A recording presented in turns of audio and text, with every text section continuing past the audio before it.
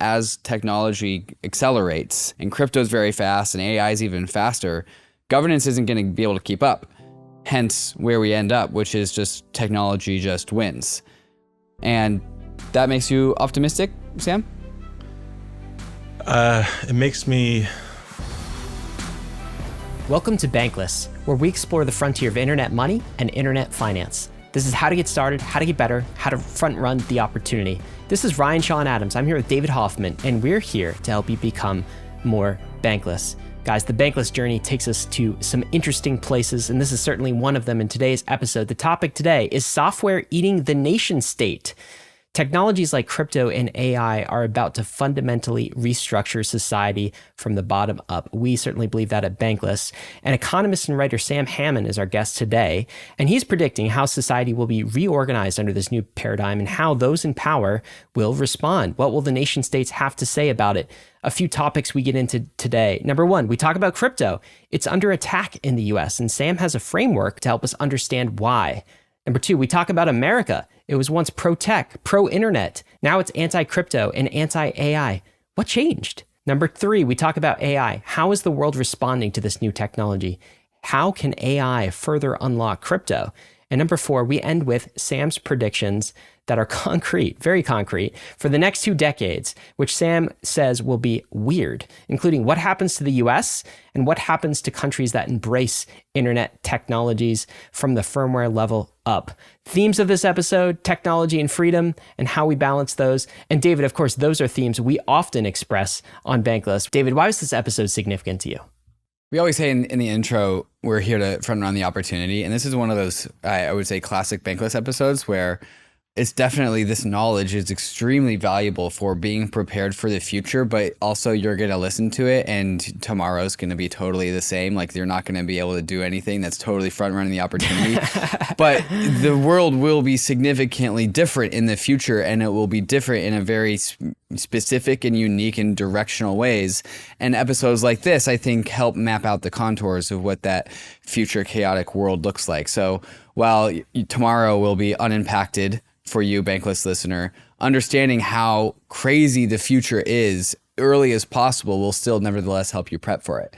I think this episode with Sam, where we navigate concepts like technology and the state in the year 2023 versus technology and the state in the year 2040, and how those change over time, and the role that AI has to do with this, are all we should be knowing these things more or less. We should be fluent in these conversations because as AI does progress in capabilities and consumer products, as it's at your fingertips, Bankless listener, the realities that Sam is illustrating here on this episode today will become more and more relevant.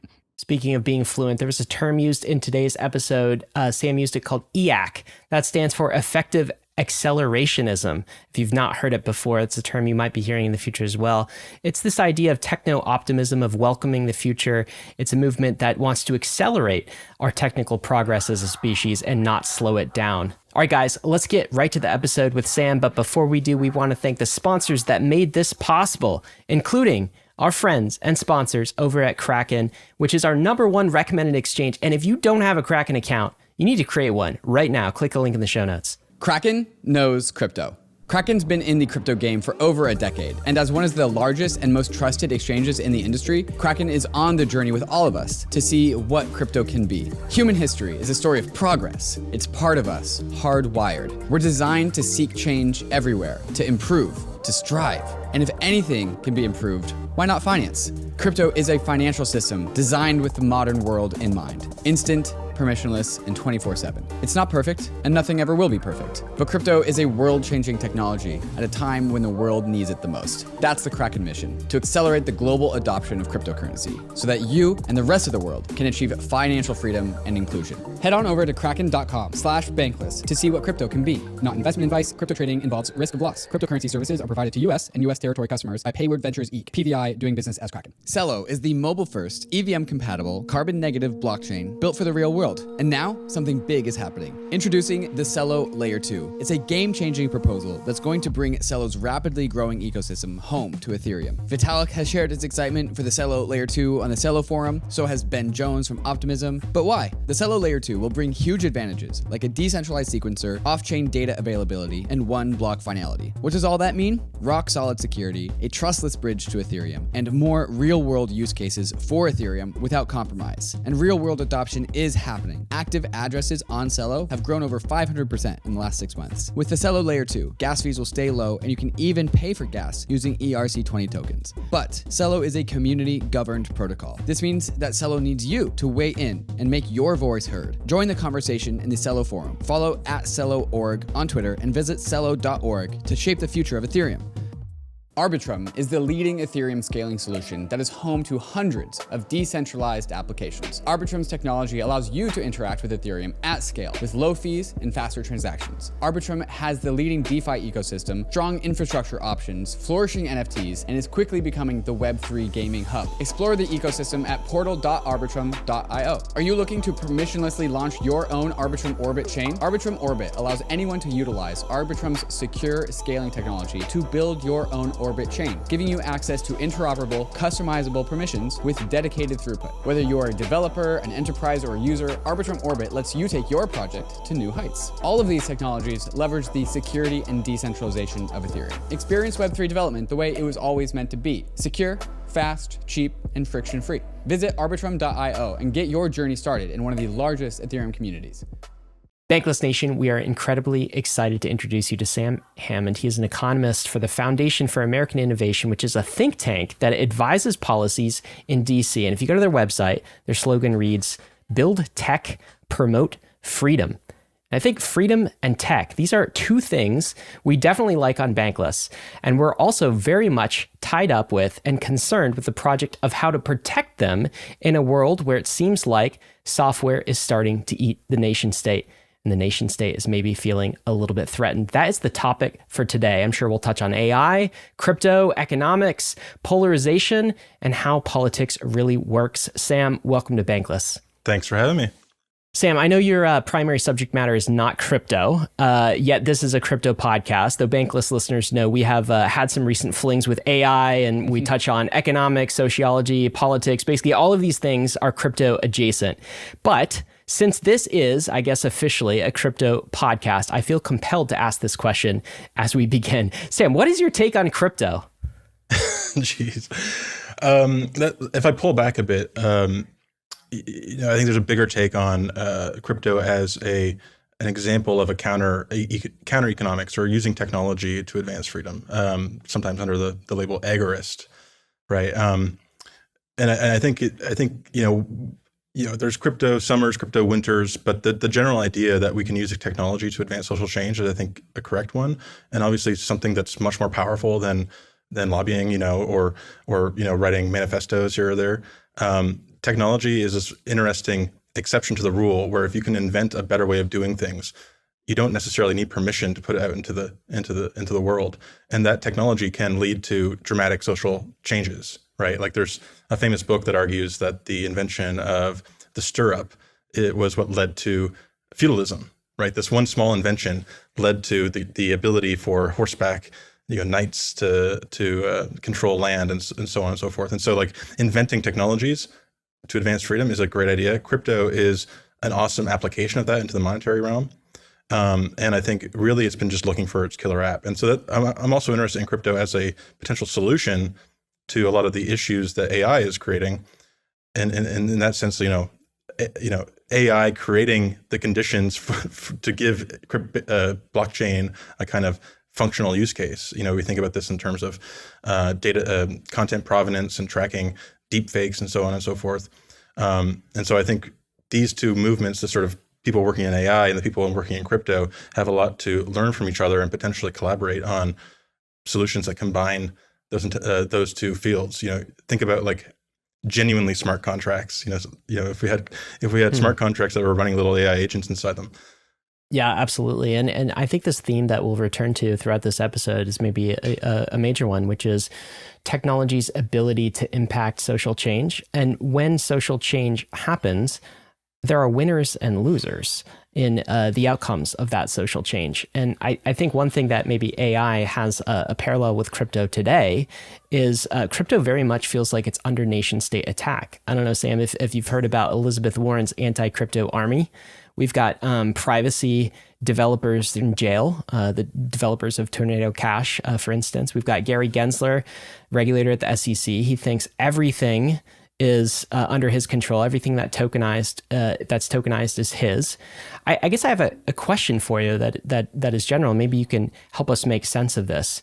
Why does it seem like the nation state is attacking crypto? Is it all in our head, or is this related to the idea that you opened with, this idea that technology impacts social change and restructures societies, and some people don't like that change and are resisting it? Is that what we're experiencing in crypto, some of that resistance?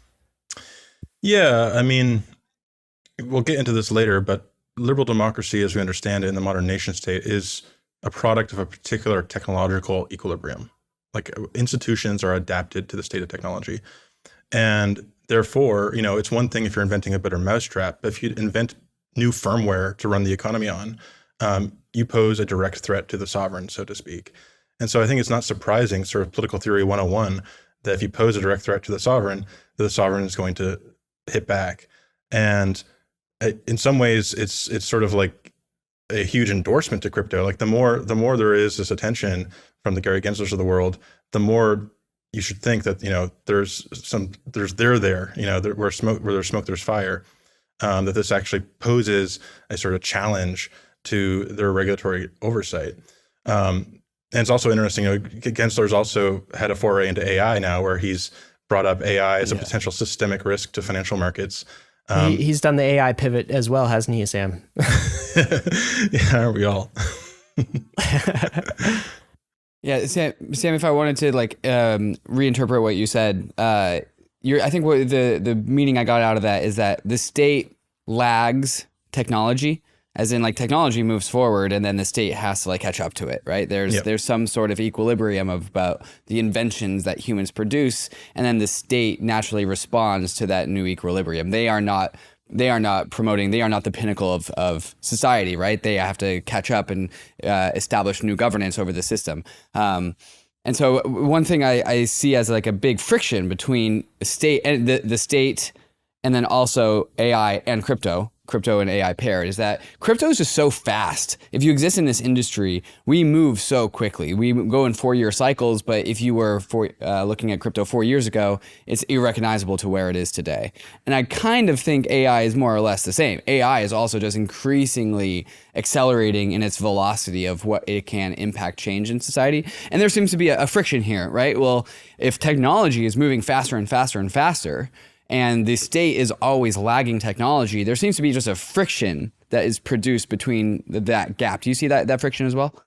Oh, absolutely. I mean, we're talking about exponential technologies running up against linear or even sublinear institutions. There's going to be a natural thing that, they fall out of step. Congress is only just now getting its hands around social media, and arguably not even that. So it does pose sort of, Peter Thiel has this indefinite optimism, indefinite pessimism. Technology provides forms of indefinite optimism, right? We can just imagine a better world with technology. But for people in incumbent positions in government or other institutions, even incumbent corporations that could be disrupted by technology, there's a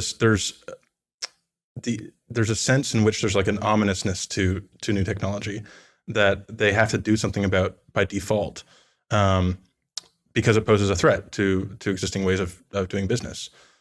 And I don't think this is any different. Nation states, not only do they act slowly, but think about our administrative bureaucracies. Relative to other nation states, they act even slower, right? We have, if you want a new regulation, you go through multi-year notice and comment periods where the public, and really by the public we mean lobbyists, get a chance to give their 2 cents, and then that has to go through an interagency review process, and that whole thing gets challenged in court.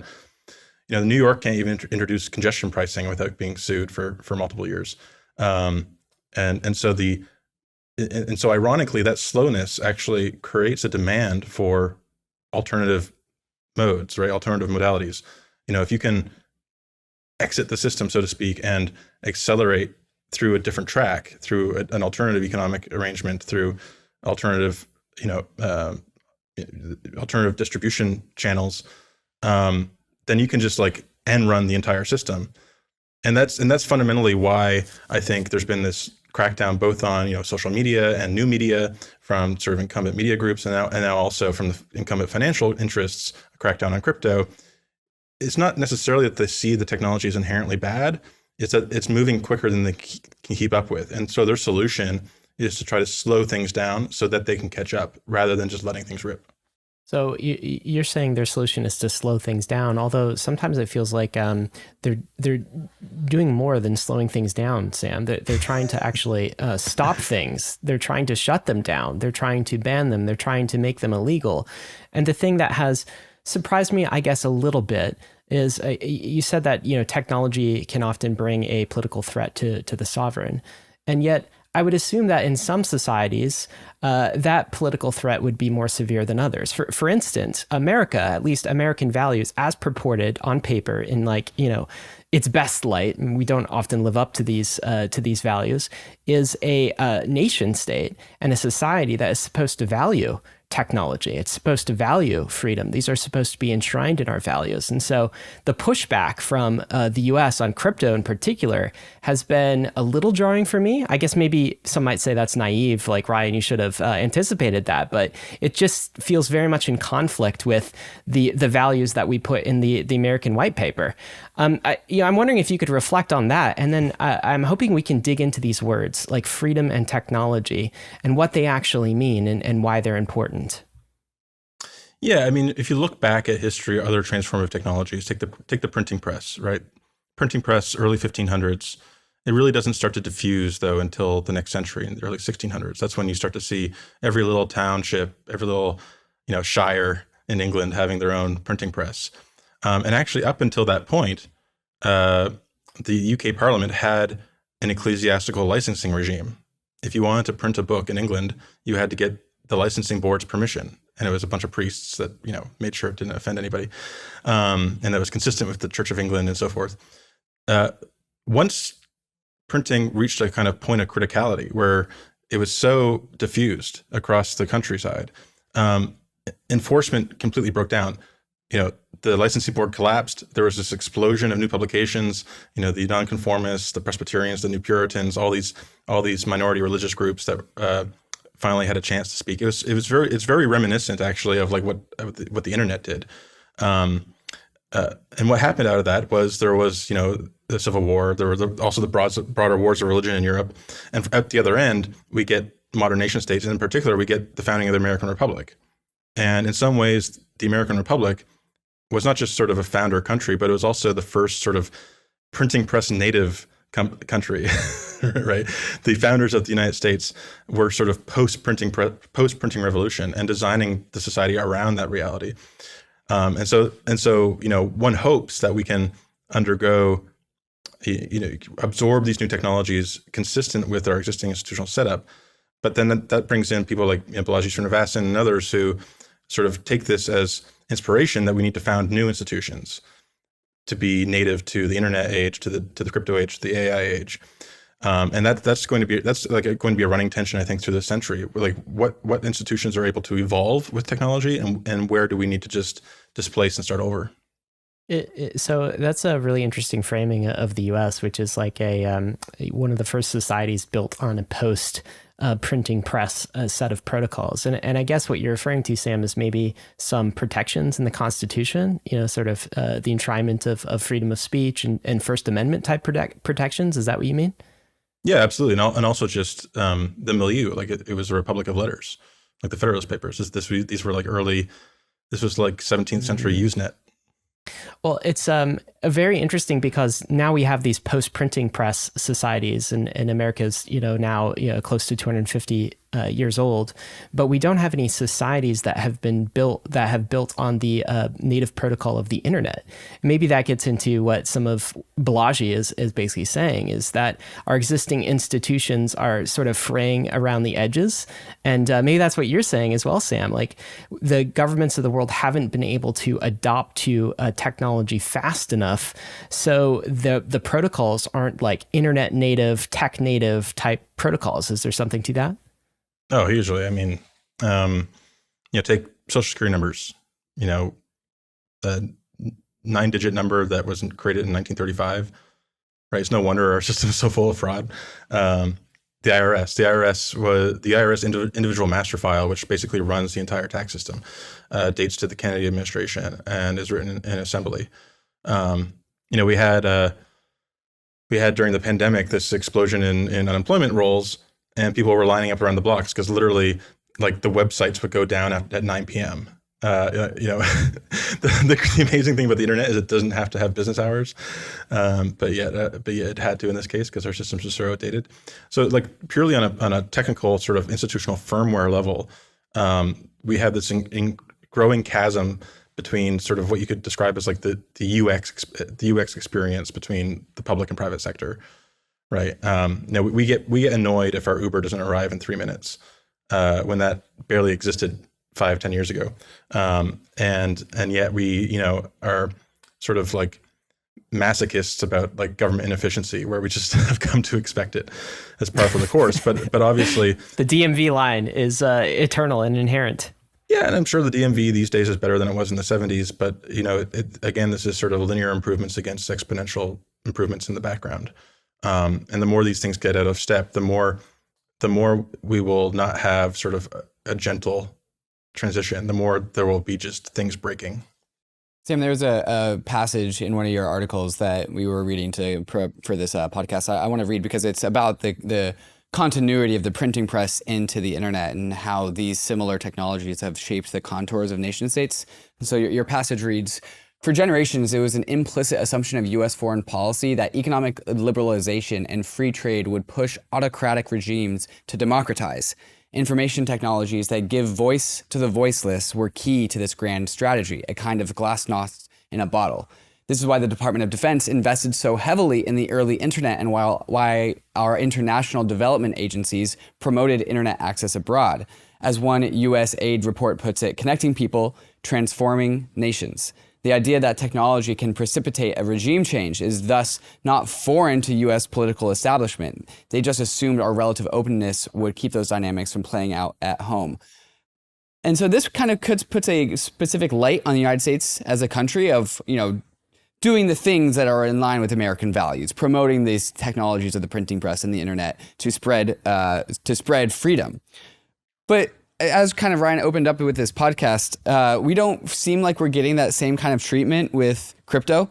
And we're also kind of not getting that same kind of treatment. What we're seeing is with AI as well. And so I'm wondering, Sam, like, why is crypto and AI, why is it different from the internet when the American establishment way back when was so apt to promote the internet? Like, what changed?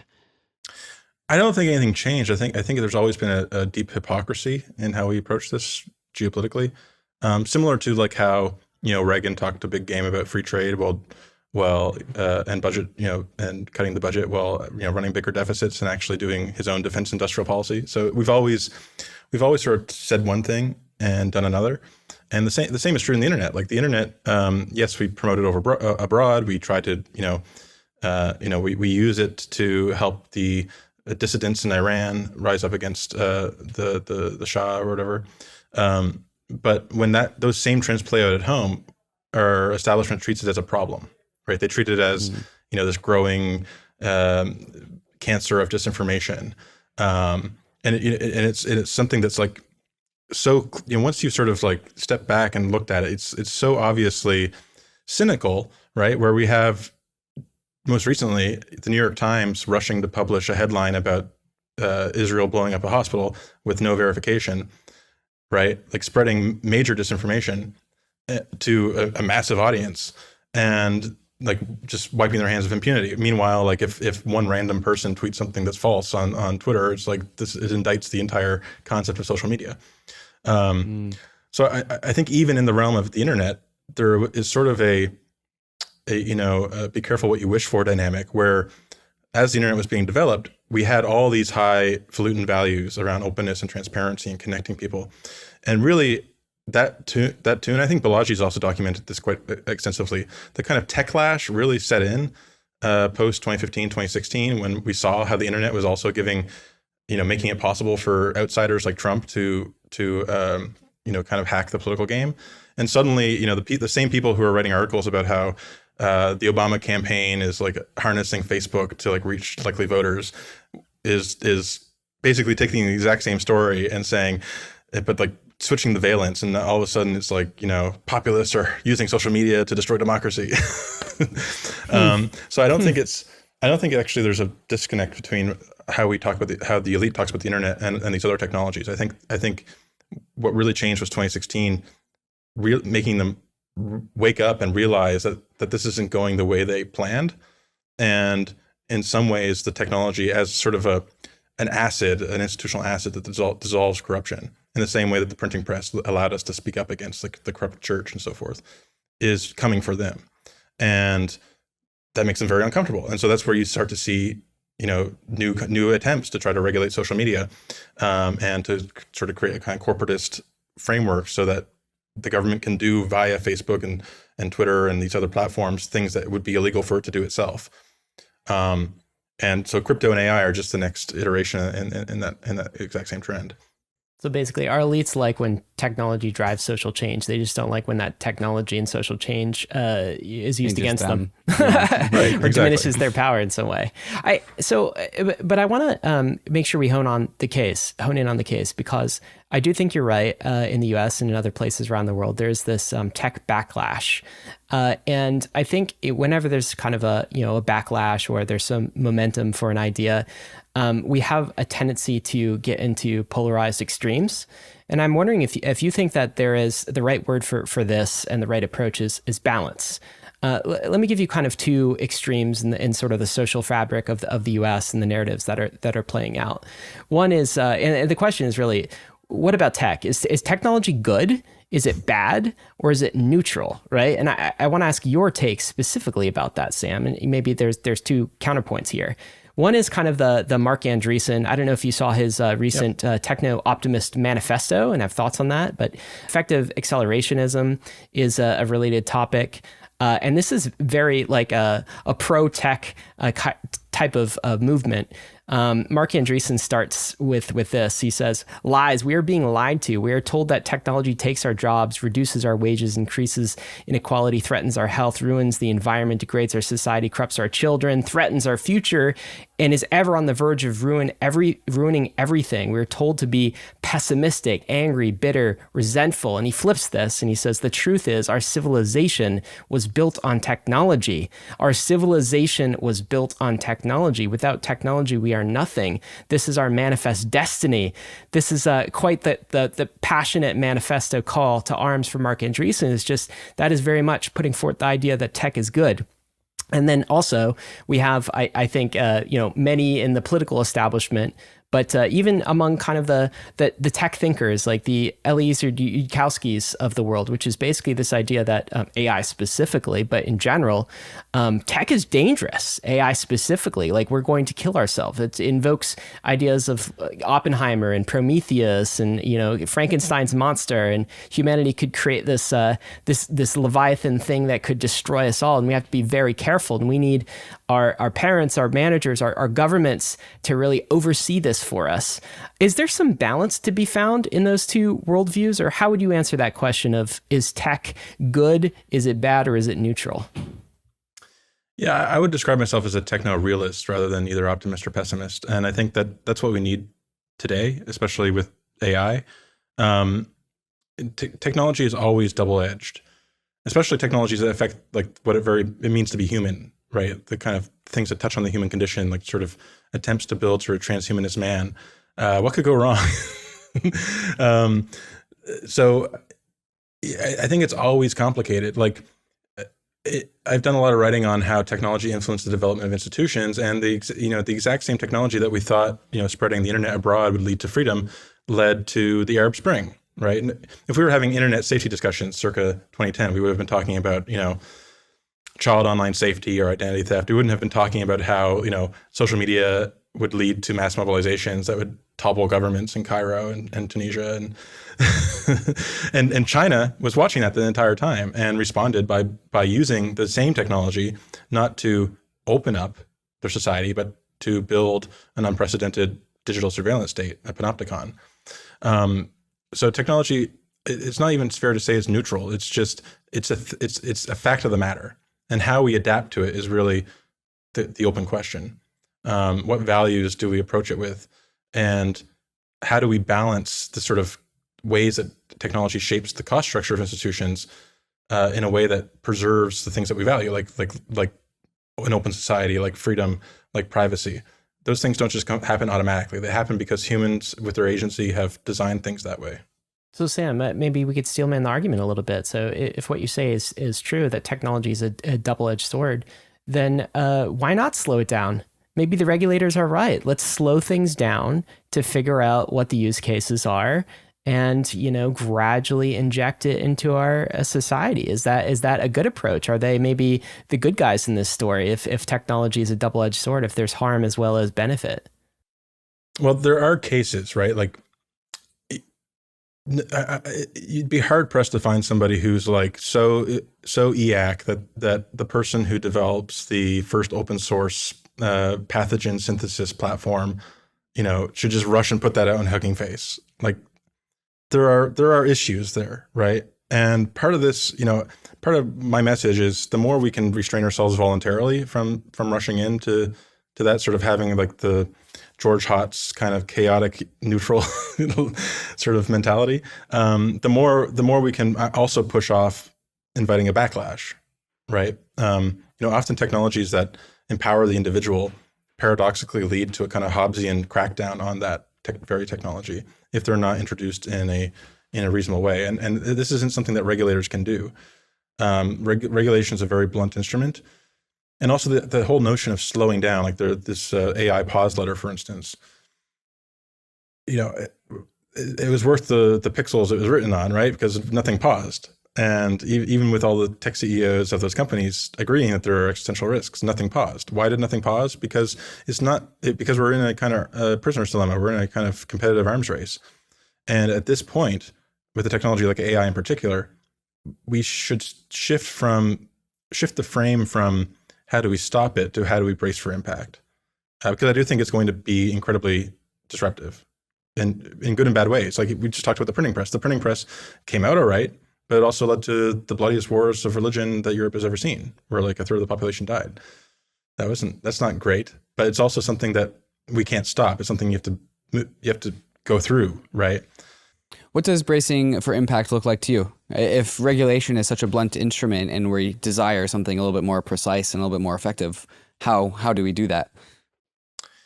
Well, this sort of gets into my AI and Leviathan series where I talk about these dynamics. The way I've been putting it is we kind of have to get to Estonia. Like people have often said, getting to Denmark is the end goal. We need to get to Estonia. Why Estonia? Well, Estonia, we were just talking about sort of America as a printing press native country. Estonia is a internet native country. After the fall of the Soviet Union, they have basically a blank slate. And they also had this enduring threat of Russia on their border. And the civil servants in Estonia in the mid-90s were very young. They kind of had a hacker ethic, and they built the first and to this day still most sophisticated e-government in the world. They actually pioneered an early version of blockchain. It wasn't called blockchain; it's called X-Road. But their entire government is basically built on a blockchain. It's a distributed data exchange layer where if the Department of Education blows up one day, your files aren't lost because they're distributed all around. And the whole process it unlocks like all kinds of automation, right? Because if you are born, you file a birth certificate, your child is automatically enrolled in school when they turn 5 or 6, because the system is just able to do that automatically. And so they're both able to fortify their institutions against, in this case, the threat of cyber attack from Russia, but also build in the process a sort of government as a platform where they could open up government through API for private actors, e-banking, all kinds of stuff, property titles, all that stuff is able to sort of integrate with government databases in a way that actually shrunk the employment footprint of their civil service. Right. And so that's like where we need to get to. Like they're like the polar opposite of us in terms of like the tech stack in their government. Right. It kind of seems like Estonia would be the government that you would make if you were making a government in the most modern era possible. Like, what if you were charged with building a government using the technology that we have today? It sounds this kind of is like the image that you're illustrating. Right. And as the AI wave washes over and we start having AI doctors and AI lawyers and AI accountants and major job dislocation, so on and so forth, malware bots that are spreading across the internet and attacking all our infrastructure, like we are going to be wishing that we had the cybersecurity that the Estonia has built for itself, not just for security and defensive purposes, but also for the new kinds of public goods that they're going to be able to build on that government as a platform. Mm-hmm. One of the dichotomies that I really think separates crypto finance from banking finance is that even though banking, and Gary Gensler would love to conflate these two things because he thinks the dollar's already digital, but our commercial banking layer and also our government are still like pen and paper logic systems. Like a lot of the idiosyncrasies of the commercial banking layers comes from the fact that, well, they still have like this pen and paper logic embedded in them. The pen and paper logic is just like now in digital form, but that doesn't make it like a new age platform. And so I think kind of what you're saying is and what I'm seeing as friction here is that like we have so much like tech debt in our social structures, in our financial system, in our government, that progressing forward doesn't seem to be the correct path because we have to go back, like remove the debt and then rebuild a social structure using the technology that we have. Is this what you see? Yeah, it's sort of like an innovator's dilemma, but for governments, right? And the issue with the innovator's dilemma for governments is governments are the one institution that's not allowed to fail. And the beauty of the market, and I think Joseph Schumpeter had the best way of understanding creative destruction in this context, is not that markets lead to market clearing prices or that competition pushes down prices, increases product quality. That neoclassical story is important, but it's not I think the main thing. The main thing is that markets create a space for new kinds of organizations to be built, right? And if you walk outside today and you look around, you don't see the market. The market doesn't exist. You see organizations, right? Markets are only this abstraction, this liminal thing that exists when two organizations contract with each other. But really, what the world is a bunch of different organizations. There's government organizations, there's private organizations. And one of the reasons private organizations tend to be more competent is not magic. Like corporate bureaucracies and government bureaucracies both have some of the same pathologies. The difference is that private organizations are contested. They're always at risk of the startup that comes and displaces them if they're not on their heels, assuming they don't have a legal monopoly. And that contested nature is the most important thing, because you can have very stale companies that have that innovator's dilemma, that have all these legacy processes that they're unable to reform from within, and just disappear in a matter of a decade. Their market cap wiped out, all those resources reallocated to the new upstart, all that talent being able to bring it to bear in a new company with a new form. That can't happen with governments, and that's really the most scary thing. Is the more eggs we put in the government basket, the more we're counting on, the less we can count on sort of competency to happen by magic, right? And I think this was sort of the original insight of the founders and why they wanted to have the separation of powers, right? So the government can do just the basic things, sort of set the basic framework of rights and so forth, because the core institutions that we have to rely on are inevitably going to change. And it's much better if those change in a dynamic setting than have to undergo complete system failure and be rebuilt from scratch after some revolution. Yeah, and this is an interesting point, I think, maybe as a side point, Sam, but you say that governments aren't contested, and I can see how that's very much true in the short run and maybe the medium run. But is that also true in the long run? Or do you also think basically nation states, this is kind of a sovereign individual type of idea, but nation states are actually competing for talent, for populations, for economics, for demographics against one another in this whole world game that we're playing? Oh, absolutely. There's I see the world as, like I said, sort of through an organizational lens. And the kinds of organizations we have are shaped by transaction costs, sort of Coase's original, Ronald Coase, with his theory of the firm. Like, why do we have corporations in the first place? Well, because some things are more efficient to do in-house, some things are more efficient to contract over. And those transaction costs, the cost of bargaining, the cost of searching information, the cost of monitoring. If you have a contractor, you don't know if they're going to doing the job well because you don't have direct monitoring over them. That determines the boundary of the firm. It also determines the boundary of the nation state, right? Like, there are certain things that countries do. Most Western countries provide health insurance. Only a few, like England, provide actually nationalized healthcare. Like, what countries are doing is solving for the market failure in insurance. They don't care about private practices and private doctors and private hospitals and so forth. So understanding it through that lens, you start to see this echo between the kinds of corporate governance we have in the private sector and the kinds of governance we have in the public sector, right? Like, social democracies like Denmark or Sweden are kind of like mutual insurance companies, right? Versus, or they're kind of cooperative, right? The democracy is also kind of like a co-op, or like a members co-op where we all get one vote. Then you have countries like Singapore that are much more sort of like a joint stock corporation, where they have some airs of democracy, but really it's a very hierarchical system, top down, and that system can make sense because they're a small country. They were literally a trading post of the East India Company, right? So they have this sort of corporate legacy to their institutions.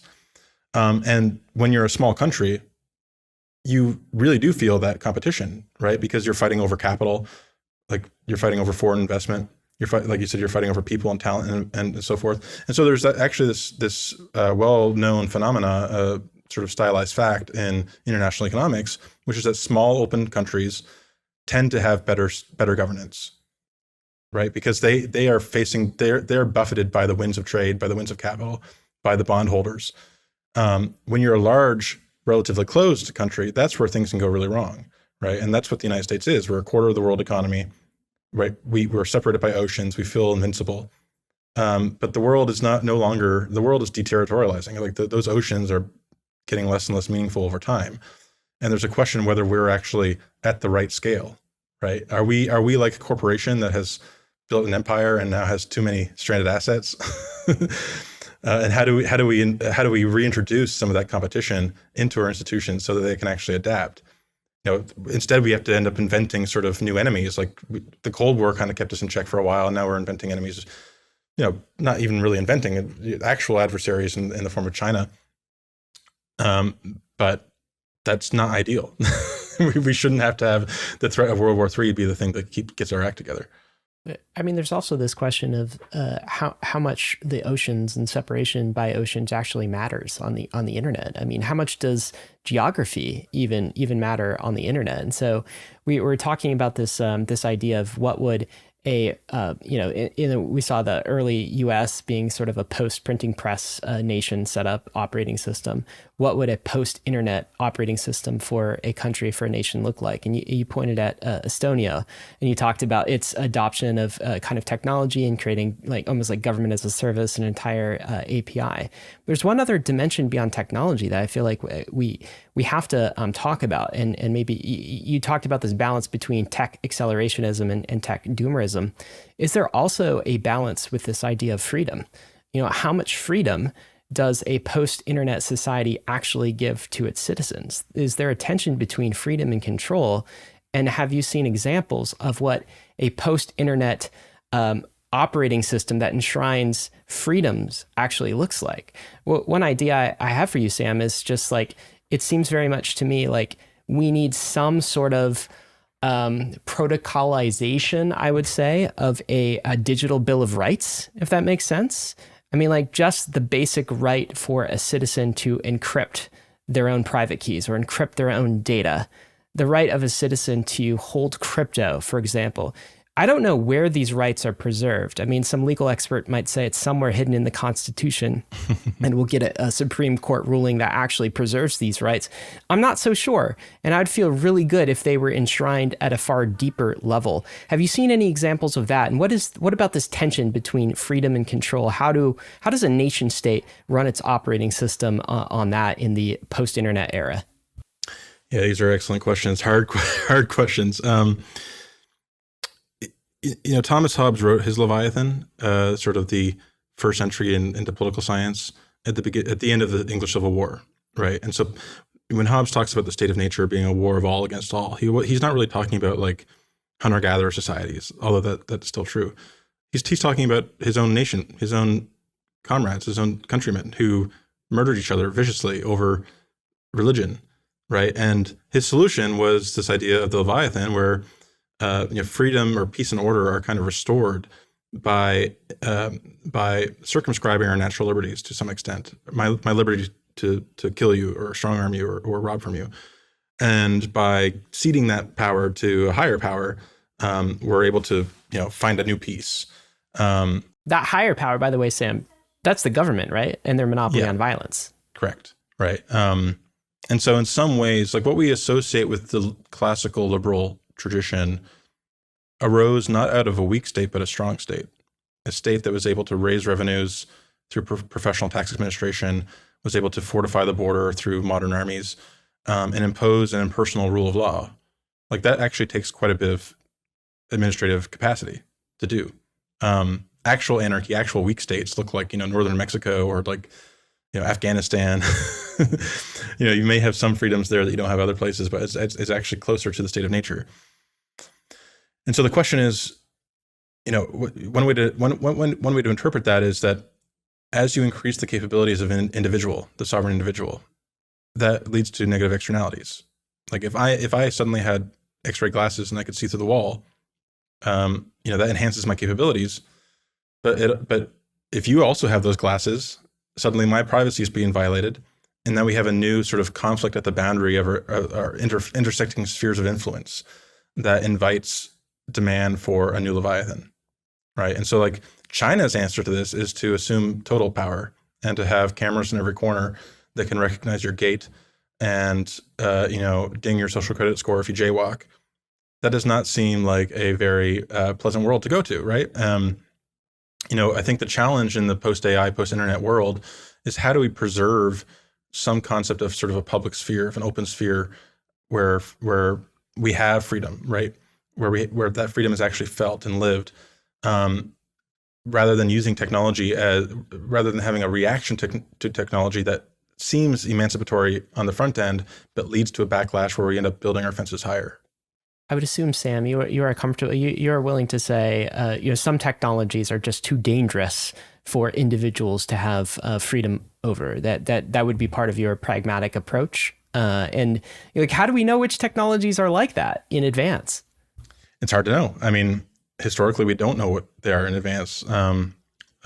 Outside of like atom bombs and pathogens, we've learned through trial and error. And often bloody trial and error. I think there is genuine risk around AI, and I know you've talked about this in the show before. It's also going to be a technology that, at least for the most powerful systems, is inherently centralizing because you need access to compute. And as the models scale up, the people and the organizations with access to that compute is going to get fewer and fewer because these scaling laws are logarithmic. So if you want to build the 1000x version of ChatGPT, you're going to need, not $1 billion, but $10 billion to train it. And so this is a technology that by its nature is going to be concentrating power. And, I wonder, to what extent is the state, with the right political leadership, the only thing that can really counterbalance that.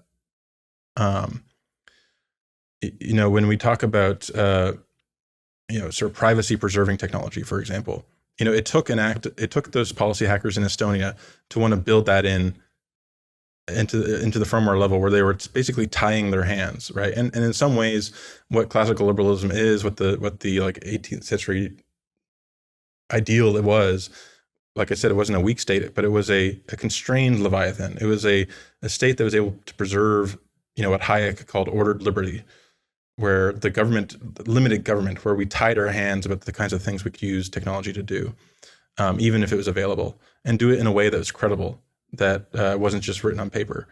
So when I look around, I think there's also this competition with China vis-a-vis, the kind of technologies we export abroad, right? Where China is building this sort of tech stack for a digital surveillance state, and insofar as you think the internet and AI are going to lead to new crises of authority, new sort of sources of social disorder, a la the Arab Spring, there's going to be a demand from every tin pot dictator to import their own technology stack to restore order, right? And there's technology that can do that in a way that's just unbridled, and there's potential technologies that sort of do some of that surveillance, right? Do some of that policing and law enforcement and so on and so forth, but in a way that has civil liberties and privacy engineered into it.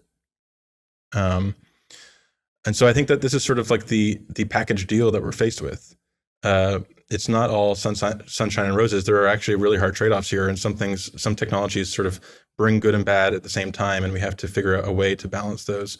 And not just balance them in a technical level, but find new institutional arrangements that are credible and consistent over time, because a piece of paper is worth the paper it's written on. So one last topic before we leave this and focus a bit more on AI and kind of your thoughts. But I'm endlessly fascinated with this idea of thinking of nation states as a tech stack, right? As an operating system. And I think in this post-internet world, that's sort of how we should think about this. These bundles of services and this bundles of software. And this is kind of this last idea, which might be a potential solution, right? Which is hinted at in crypto and then other technologies like AI. There was a line I think you gave in an episode I listened to on Eric Tornberg's podcast where you said software is eating the state. Software eating the state. And this is like a A16Z Mark Andreessen idea as well, is like, software eats the world. And so why shouldn't it eat the state? And indeed, this has been a crypto ideal from the very beginning, right? Which is like the idea that crypto, at least an element, can start to eat at the money system. We can have a separation of money and state, at least to some degree. We are not dependent on a fiat money system. We can use Bitcoin or Ether as our denominator. Ethereum, the idea of a digital property rights system that is self-sovereign and without the nation state protecting it. These ideas are powerful. And some of this, I guess, philosophy and solutioning is, I think, manifest in Balaji's idea of the network state. And I want to ask you to what extent you think that could be a potential solution for us.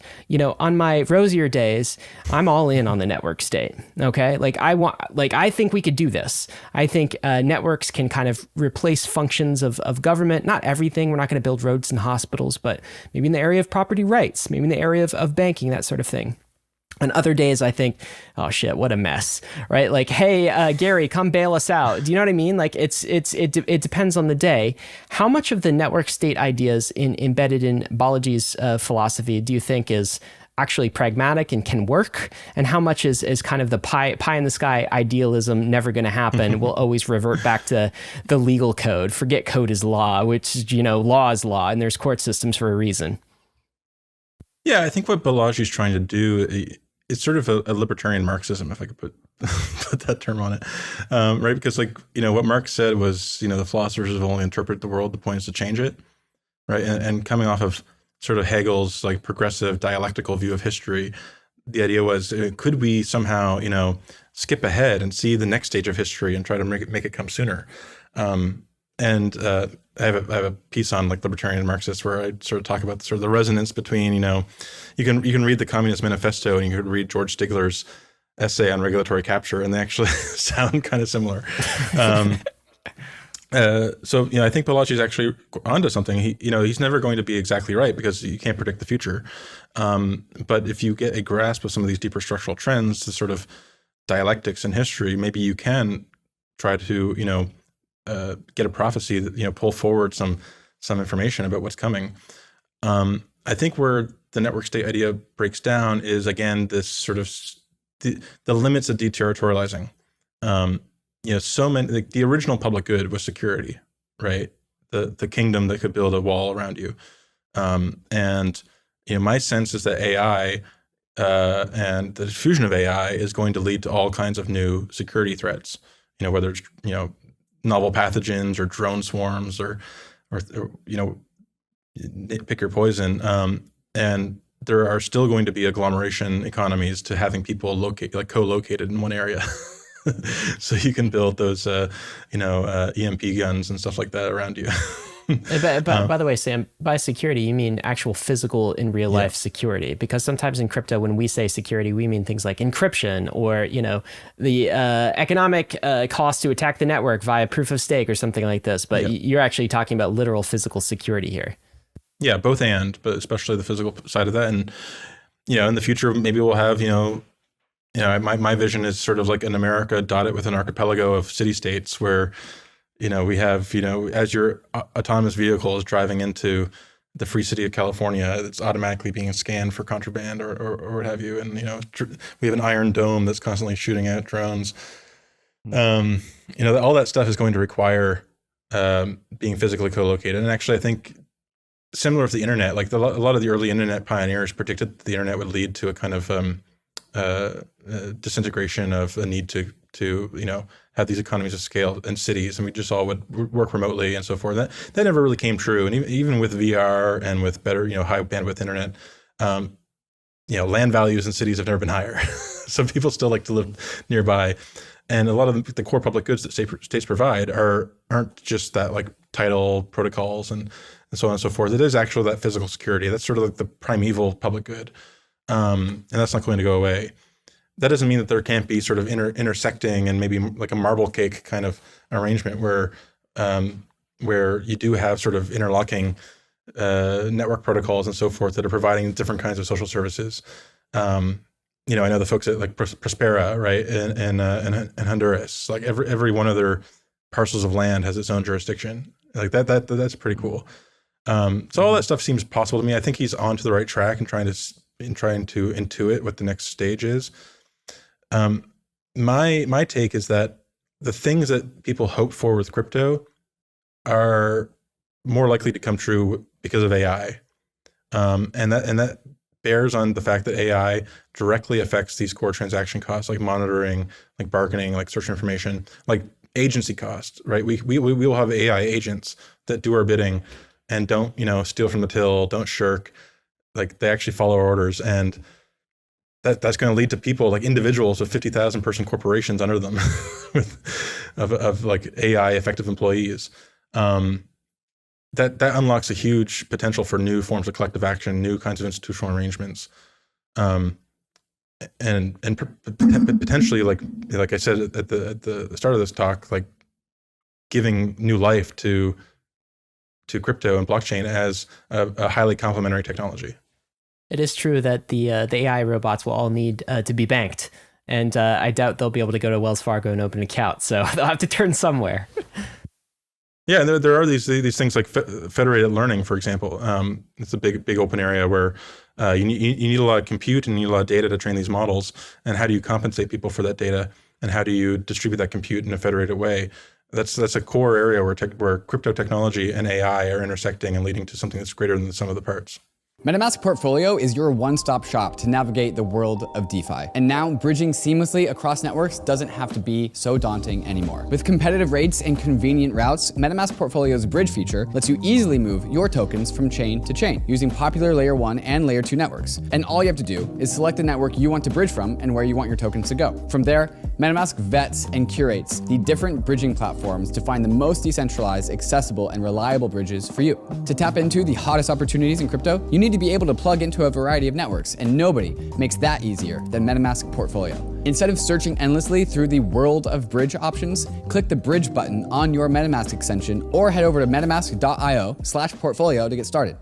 Introducing GMX, the deepest on-chain futures market to trade Bitcoin, Ethereum, and leading altcoins. GMX is a permissionless, decentralized exchange that offers perpetual futures and spot trading, lightning-fast trade execution and competitive pricing with the security and self-custody of a decentralized exchange. GMX is live now with V2, bringing new optimizations to on-chain leverage trading. And even more than an improved trading experience, GMX will reward you for just participating. All GMX users can easily set up a referral link. And with $12 million of Arbitrum grants being distributed as incentives and over $150 billion in trading volume to date, all settled on-chain, GMX is leading the charge in terms of opportunities for DeFi liquidity providers. The future is on-chain with your wallets, with your trades, and with your money in your own hands. Try it out now at app.gmx.io.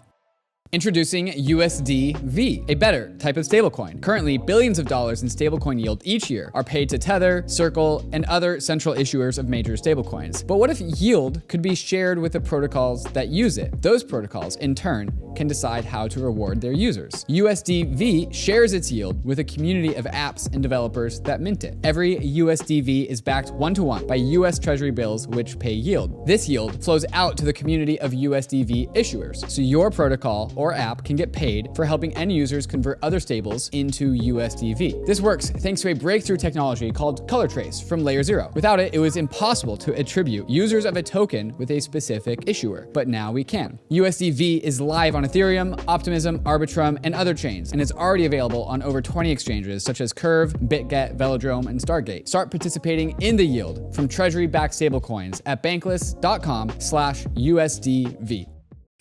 Sam, I don't know if you are on Twitter or follow me on Twitter, but my Twitter handle is trustless state. And it's always been with this very far out notion of in the future, there will be this nation state, this virtual nation state in the cloud enabled by property rights on a blockchain that will produce some version of a coordinated organization, a coordinated governance, and as trustless state, using the trustless state machine as Ethereum. It's a double entendre. Very proud of it. By the way, David, now Sam should tell you his Twitter handle. Do you know this? No, what's yours, Sam? Hammond cheese, like the sandwich. These are different things. Okay, but going It's into a single like, entendre. You get it, David? Sam's last name, Hammond. Hammond cheese. Right. Yes. Okay. Yes. Okay. Yes. Just make sure yes. we connected it. Yeah. The going back to the whole idea of like our current nation state is a pen and paper nation state, right? And it also happens to be just like the leading empire, which tends to have a lot of momentum, that tends to be a very hard ship to steer. And you've already talked about just like the anti-tech sentiment that's come out of post 2016. And so we're seeing a lot of this like resistance towards adapting while we have this very adaptive new technologies, crypto and AI, to name the two foremost. And while like I have these very optimistic visions about what a future trustless state could look like, enabled by future, I was definitely brought back down to earth in 2022 when I realized that the things that my industry did during this last rise into fame was promote people like Sam Bankman-Fried and Three Arrows Capital, et cetera, et cetera.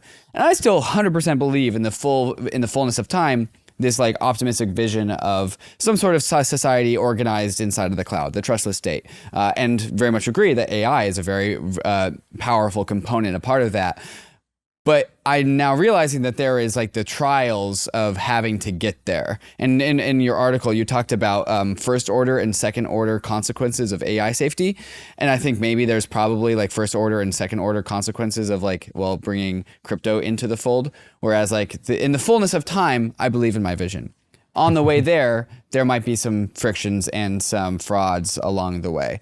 So how do you think about like this relationship in like this very high potential technologies like AI and crypto that in their immaturity phases get resistance from the nation states and the lack of support from the nation states, and yet also cause a bunch of like trauma along the way? How do you like to think about these things, and do you share my optimism in that in the fullness of time we will be able to have this like more optimistic future that we see here? The only reason I would say I'm not sure is because just how quickly AI is ramping up and how quickly things could change, and all my predictions could go out the window. So caveating that, anytime there are sort of like $1,000 bills on the sidewalk, and we can all see those $1,000 bills on the sidewalk, it takes heroic efforts to like contain capitalism from trying to grab those bills, right? And I'd start talking about this as like regime change in micro.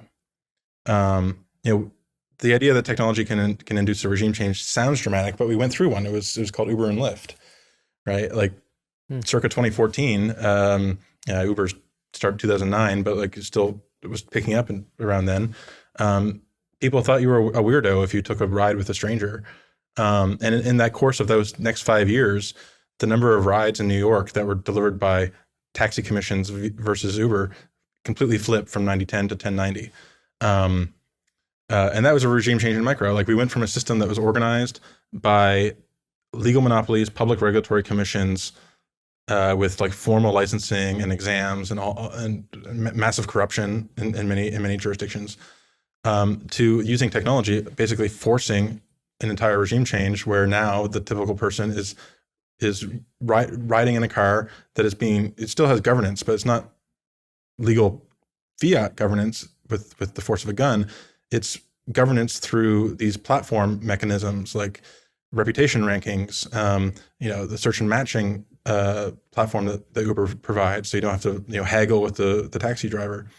All those things represented sort of $1,000 bills that were on the sidewalk once we had mobile and a phone in everyone's pocket and everyone had internet connection. And so it's just a matter of time before someone developed it. Unfortunately, in the case of taxi commissions, things were local enough and there was enough jurisdictional competition where you could get your foothold in a market and demonstrate the technology and prove that it was safe, and not just safe, but better and more reliable and faster and cheaper.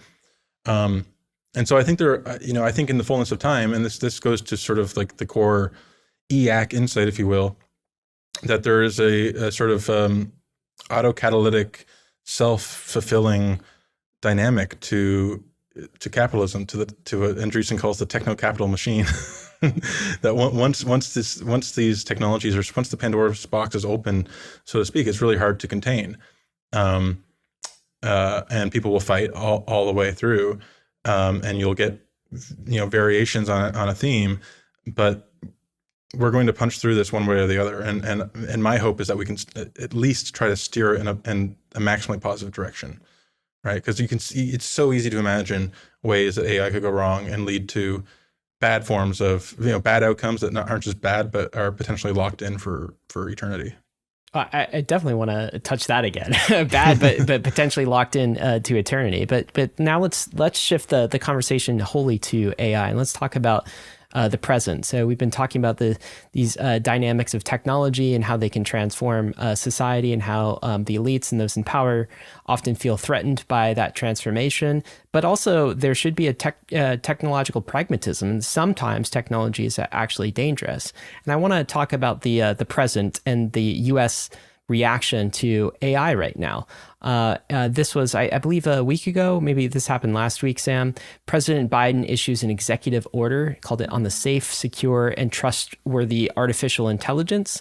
This was an executive order on AI, and maybe you can tell us the ins and outs of how enforceable this executive order actually is, but it does seem to ascribe some intent. And the interesting thing here in this executive order for crypto listeners is, as I read some of the provisions of this order, crypto listeners, you might see some themes, okay? The first is there is this idea implicit in the order that if you're building a large language model, or large AI model of some sort, you have to report to the government. So come in and register. You guys ever heard that from our friend Gary Gensler? There's also an implied restriction on open source model weights. Feels kind of permissioned, I would say. There's a provision in here that those with large compute resources have to actually disclose where those resources are. So where are the GPUs? Where are the server farms? Disclose your location. This starts to sound a lot like in crypto, disclose your assets. What do you actually own? The government needs to know. Infra providers. So if you are a infrastructure provider for AI services, and there are foreign persons who are using your services, you have to register those foreign persons. Okay, this is like AML KYC for compute. This is the parallels to me, Sam, between how regulators and government are responding to AI and crypto are just like nearly one-to-one here. But zoom out first. Like, what do you think of this executive order? Where's it coming from? What's your take on it overall? I thought that was a great summary, especially of, I think, the core provisions that have teeth. The vast majority of the executive order outside of that stuff is basically reporting, like interagency reports. Like HHS has to develop like a big report on all the ways they're going to use AI in healthcare. I think all that stuff is just sort of anodyne. The key things are this, especially this compute threshold requirement that companies that are training models on 10 to the 26 flops, the number of operations used to train the model, are going to have to, again, merely reporting, but often reporting is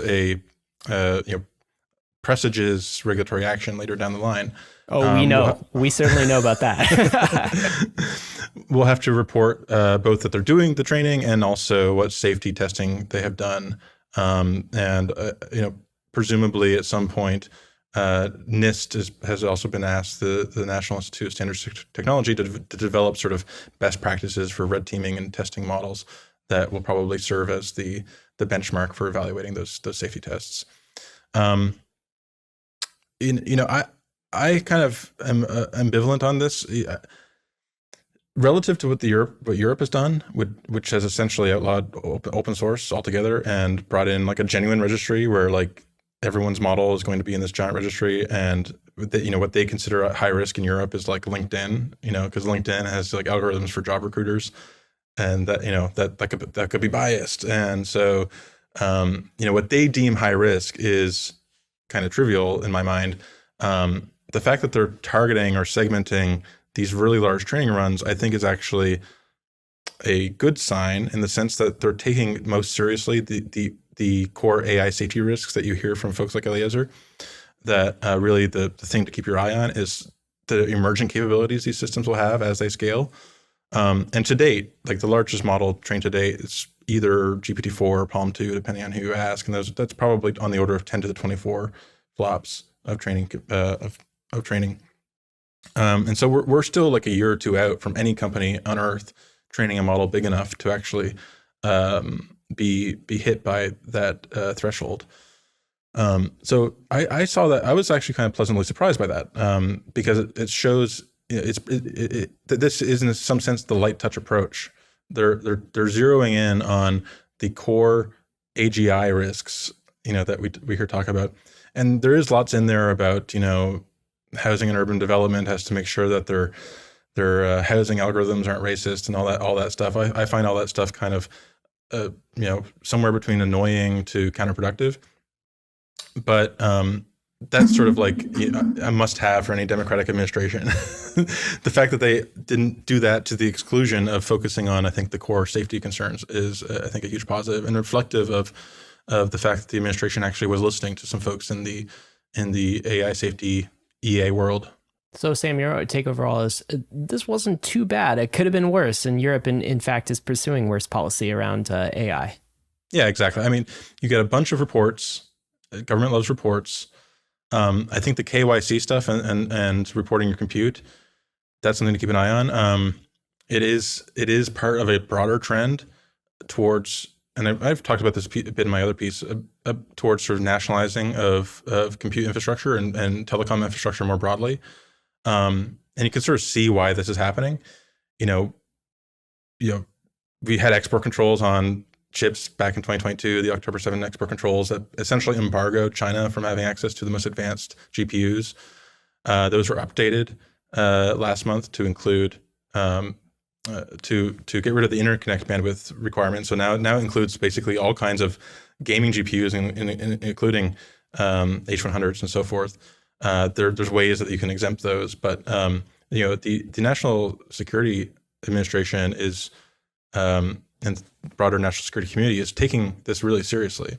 And if we do have an AI takeoff, like owning our compute infrastructure and making sure that we don't have foreign agents at these companies is, I think, going to be really important. And it really makes clear the extent to which these technologies are dual use, right? They do talk about dual use foundation models in the executive order.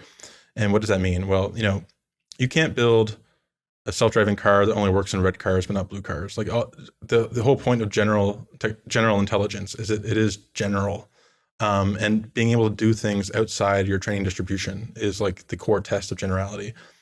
And so having autonomous agents that are truly general and superhuman is going to be something that we've never had before. It is I think a huge exception to my normal rule of go faster, particularly in the context of geopolitics. Sam, we talked about the US, we talked about Europe a little bit. How about China? How does this juxtapose between China's approach to AI? This from one of your recent Substack posts about China, I believe. Democratized AI is a much greater regime change threat than the internet, and the CCP is treating it as such. What's China doing with respect to AI? So they have draft regulations, which are, I think they're basically enforced. They're still being refined. But the draft regulations essentially say that you can't build a large language model like ChatGPT unless you undergo security review. And even then, they have very strict rules about what it can be trained on, and very vigorous testing before it can be deployed.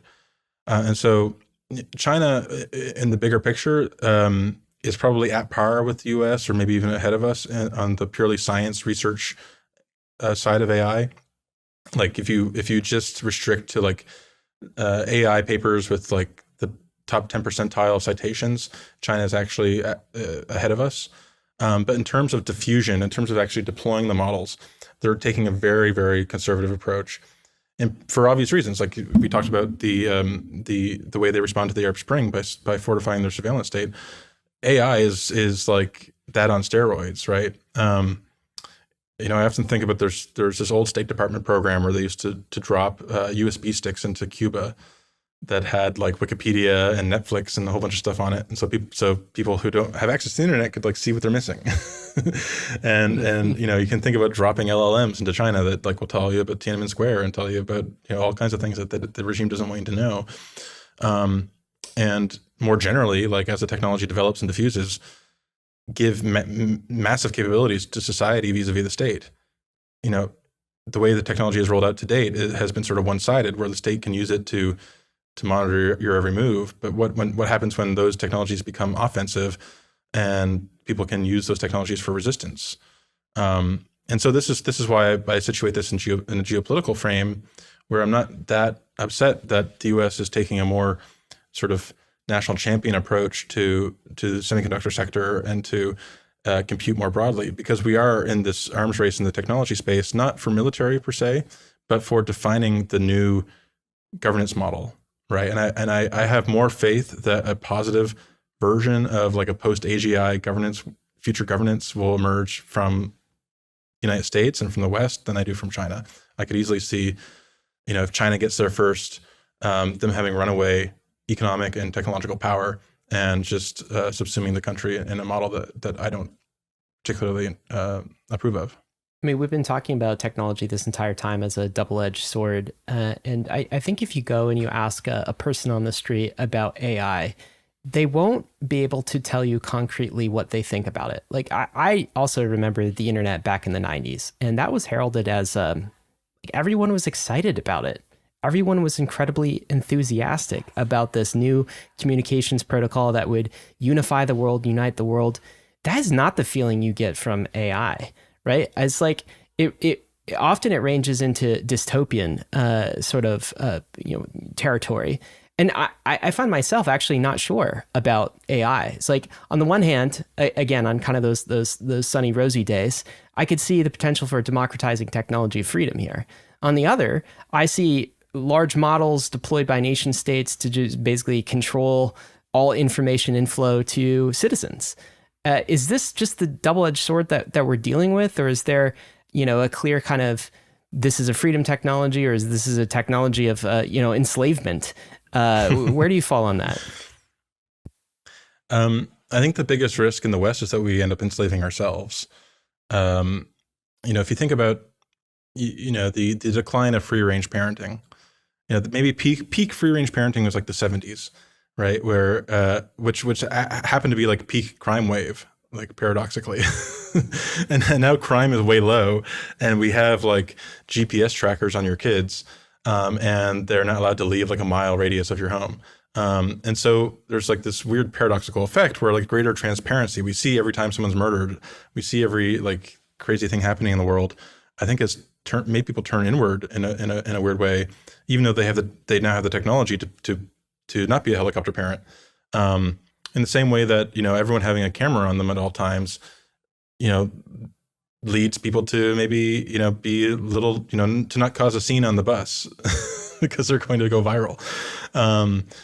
And so that fact that everyone basically has in their pocket like recording devices and things can go viral quickly and be basically permanent, we sort of built this bottom up surveillance state. We're sort of like living in an East Germany of our own making. And you can see how this could go way worse with AI, where we have AI, we have vision models now, multimodal models that you can give them an image and just prompt them to say what is happening in this image. And they are remarkably good. I tested GPT-4's vision capabilities. It identified the breed of my dog. It said it looked comfortable, and it said the home it was in looked cozy. And it's like, oh, wow, how does it know all that? Well, you can also imagine prompting the model is anyone committing a crime right now?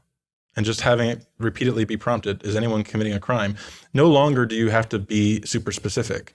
You can just use these vague semantic categories, and because it has a broader world model, it's able to just take in that vague input and give you an answer. And that's something I could see North Korea doing, right? I could see North Korea putting cameras everywhere and having them constantly be prompted, is anyone committing a crime? And it sort of solves the paradox of 1984. When I read 1984 as a kid, I was always wondering, how do they have as many people on the other side of the cameras as they have on that, watching as Big Brother? And we sort of solved that problem. Like we can do that at scale now. And I don't see that happening in the United States. But what I could see happening is all sort of building a bottom-up Leviathan where, we all want to have the Ring camera for our security, and more power to us. But suddenly we're constantly surveilling each other in the same way that it didn't used to be a thing where, you see these TikToks where like they'll run into a couple on the street and ask them they'll test their trust. Look, do you want to look at each other's message history? and just having that as an option, right? Just having that as an option opens up all kinds of crazy things. The prompt, is anyone committing a crime right now, is an interesting one because it does imply some sort of like perfect information by the prompter, like whoever has access to what's got to be having the most compute, because whoever's going to have the most, like if you want to actually be effective in producing security, you're going to need to have the strongest amount of compute in order to actually come up with an accurate answer to the question, is someone committing a crime right now? So it's going to be the most central, powerful monopoly, which is of course going to be the state. But then wouldn't the prompts just be, isn't some, or who is about to commit a crime?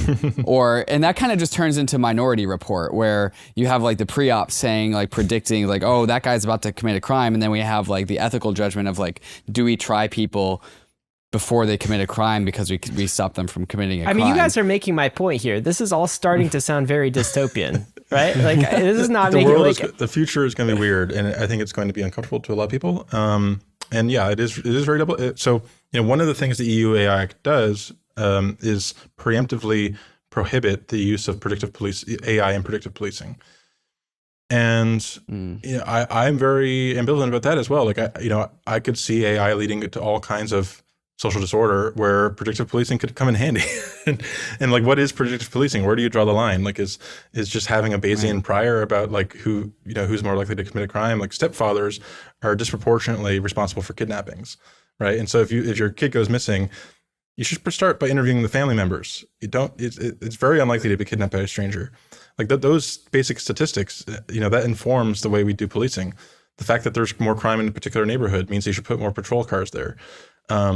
There was a recent paper using machine learning that used like 600,000 victimization and criminal records in Chicago, and was able to identify 500 people who were most likely to be shot within the next 18 months. And sure enough, 13% of those 500 people were shot in the next 18 months. Wow. Right. And, if you could allocate resources in a way that would like, stop that, you should. You do, but this goes to the point of like having to engineer civil and privacy liberties into the technology itself, because we want to have the good part. We want to have the constrained Leviathan, with that while avoiding the sort of unbridled Leviathan that could result. And it's going to be really weird. And this goes to my point in the essay series where I talk about the likelihood of this stuff just leading to government fragmenting. Because I actually disagree. I don't think government's going to have the most compute. I think it's going to be the private sector. Government, if they wanted to, couldn't build a large public cloud, private cloud, if they don't have the engineering capabilities. And so what that means is we're going to end up being sorted into new walled gardens, new sort of forms of vertically integrated social protection, social regulation that could seem in some ways much more draconian on paper, things that government aren't allowed to do. But of course, a church can deny you membership if you don't ascribe to their thick beliefs. You don't have freedom of speech when you're in Walmart. Like private institutions are the exception to our openness as an open society. And so think about the fact that when you go to a comedy club these days, they'll take your phone away. Right? That didn't used to happen. But that happens now because now we all have cameras in our phone that we can instantly put the person's set on TikTok, and they don't want that, right? And so as our technologies get more capable, we're going, if I could walk through an office space with a recording device, transcribe all the conversations that are happening, and also use audio cues to like key log the people that are typing, we're going to need metal detectors that like tell you can't bring your phone into the office, or maybe we'll all be issued, there'll be like places that only let you have like the Nokia keyboard phone or something like that. So I'm actually kind of reminded by some sort of semblance of Balaji's network state concept. So if the nation state isn't going to have the largest access to compute because they don't have the engineering talent, what you're saying is then the private sector will get it, and the private sector isn't going to have a monopoly over the one central large pool of compute. It's going to be pockets of strong compute spread out over very large, well-capitalized entities. And then they get to kind of set the rules for their little fiefdoms, their little wherever they control. This is my interpretation, and so of what you're saying. So check me if I'm wrong, but that kind of sounds like, well, each different like region, as determined by the surveillance of that particular arena, those will be the rules. And kind of goes back to the whole title or the line that Ryan pulled out of your old podcast, which is software is eating the state. Is this kind of the progression that you see? Yeah, I mean, like, what is the state? Like, what are bureaucracies but fleshy APIs, right? The government actually owns a mine in Pennsylvania where every morning people climb into a bus. The bus goes underground into the abandoned mine that has been retrofitted, and it's part of the Social Security Administration. They have a bunch of archives down there. Their job is to print out PDFs and scan them back into the computer like all day long, right? So like. And I don't mean to trivialize what civil public servants do, but you move a layer up. A lot of what it is just applying a little bit of human judgment, human context to a checklist, and then hitting send. And later this year, when Office 365 Copilot rolls out, Microsoft is putting GPT-4 into everything, into all of Office, into Windows 11. There's going to be people at the Bureau of Labor Statistics that are showing up to work to do the monthly jobs report, right? And they're going to have a CSV file, and they're going to tell Excel, find me the 5 most interesting trends and write a blog post around it. And then their job is done, right? So like, it seems to me that bureaucracy is incredibly exposed to this technology, and also the broader, professional managerial class. And this is why, they will be the locus of the Butlerian jihad, right? They're the people that are most directly threatened by this. But it also opens up new ways of doing government. In the same way that we saw a shift from taxi cab commissions to Uber and Lyft, imagine if we had cameras with multimodal models equipped in every farm, right? And would we need a USDA, right? USDA sends farm inspectors manually to go to different farms and make sure they're not abusing the chickens or whatever. Like, you could have cameras that are always running and generating reports automatically. They then get sent back to the underwriter, and then adopting compliance standards that are far more dynamic, far more adaptable than anything the USDA regulator could put out. And just like you would subscribe to Uber as a platform, you would subscribe to this, farm regulator as a service company that is selling you something that's much higher trust, right? And so AI has a potential to remake how we do governance, while also restoring the trust that I think has been in decline since, Vietnam. One of the things that you said was that humans would all be able to check on other humans with the assistance of AI little pets, like our little AI assistant. I always kind of assume I'm a big Hey Siri guy, and I'm just about to go trigger her. I use her all the time, and then one day I'm assuming she's just going to become like a super sentient AI. And that will be my little native AI assistant, or the Microsoft version, or however that comes out. Every human has their own little AI assistant.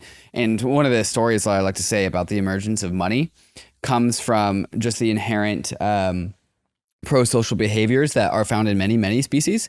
I've given this talk so many times. I just gave it in Lisbon a week ago. And it was about how bats, vampire bats, learn to have pro-social behaviors where they will all go out and feed. Some will get lucky with food and some won't get lucky with food. And then the unlucky ones will like nudge their neighbor and be like, hey, I didn't get any food today. Can you like lend me some food via regurgitation? It's kind of gross. And then they will have pro-social behavior and they will spread out the food. And the bats that are selfish, are stingy, those end up getting shunned and they don't ever get any reciprocity, and those genes removed from the gene pool. And this is how like pro-social behavior came about. Concepts of internalized in your own brain balances of debits and credits turned into the need to have ledgers. Fun fact, double entry bookkeeping in our commercial banking layer is actually just a system of all ledgers pointing at all the other ledgers and keeping everyone else in check. And so this system of individuals in society having the tools they need to keep others in check is actually an ancient tool set that has developed over and progressed over the years. And so if you're telling me that like, oh, we have potentially a future in which AI is actually a democratized technology and humans have the power, the capabilities of doing checks on their local environment, to me, that doesn't sound like there's the total of the top-down AI overlord, Eye of Sauron powers that other people have articulated. There seems to be some amount of balance here. What would you say to all of this? It's all about managing the transition, right? So, I think one of the ways that AI could be most useful in this realm is sort of restoring, forms of credible commitment, right?